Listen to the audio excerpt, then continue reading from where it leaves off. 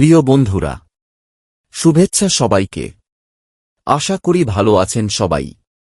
সর্বদা সবার মঙ্গলই কামনা করি। বন্ধুরা, আজকের ভিডিওতে আপনাদের নিয়ে এসেছি আমার খুব প্রিয় একটি মুহূর্তের কাছে। কয়েক বছর আগে নিজের হাতে কয়েকটি পেয়ারা গাছ লাগিয়েছিলাম। ছোট্ট চারা থেকে শুরু করে নিয়মিত পরিচর্যা, পানি দেওয়া, আগাছা পরিষ্কার করা সবকিছুই করেছি অনেক যত্ন আর ভালোবাসা দিয়ে। আজ সেই গাছ ফলভারে নুয়ে পড়েছে, আর সবচেয়ে আনন্দের বিষয় হল আমার কন্যারা নিজের হাতে সেই গাছগুলো থেকে পাকা পেয়ারা সংগ্রহ করছে। একজন বাবা হিসেবে এর চেয়ে সুন্দর অনুভূতি আর কি হতে পারে। গাছগুলো যখন লাগিয়েছিলাম তখন ভাবিনি এত দ্রুত এত সুন্দর ফল দেবে। নিয়মিত জৈব সার ব্যবহার করেছি, সময়মতো পানি দিয়েছি এবং গাছের যত্ন নিয়েছি। প্রকৃতির একটি বিশেষ নিয়ম আছে, আপনি যত ভালোবাসা ও যত্ন দেবেন, প্রকৃতি তত সুন্দরভাবে তার প্রতিদান দেবে। আজকের এই পাকা পেয়ারাগুলো যেন সেই পরিশ্রমেরই মিষ্টি ফল। দেখুন, গাছের ডালে ডালে কত সুন্দর পাকা পেয়ারা ঝুলছে। সবুজের মাঝে হালকা হলুদাভ রং ধারণ করেছে, যা বলে দিচ্ছে ফলগুলো এখন সংগ্রহের উপযুক্ত সময় পৌঁছেছে। বাগানের এই দৃশ্য সত্যিই মনকে প্রশান্ত করে। গাছের ছায়া, পাখির ডাক আর পাকা ফলের সুবাস সব মিলিয়ে এক অপূর্ব পরিবেশ।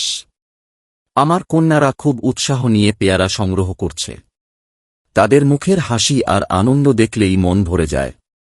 শিশুরা যখন প্রকৃতির সঙ্গে যুক্ত হয় তখন তারা শুধু ফল সংগ্রহ করে না, তারা শেখে ধৈর্য, পরিশ্রম এবং প্রকৃতিকে ভালোবাসার শিক্ষা। আজ তারা যে ফলগুলো হাতে নিচ্ছে সেগুলোর পেছনে রয়েছে কয়েক বছরের অপেক্ষা এবং যত্নের গল্প। একজন বাবা হিসেবে আমার কাছে এই মুহূর্তটি শুধু ফল সংগ্রহের নয়, বরং একটি সুন্দর স্মৃতি তৈরি করার মুহূর্ত। আজ আমার কন্যারা যে গাছের ফল তুলছে, হয়তো ভবিষ্যতে তারা এই দিনগুলোর কথা স্মরণ করবে।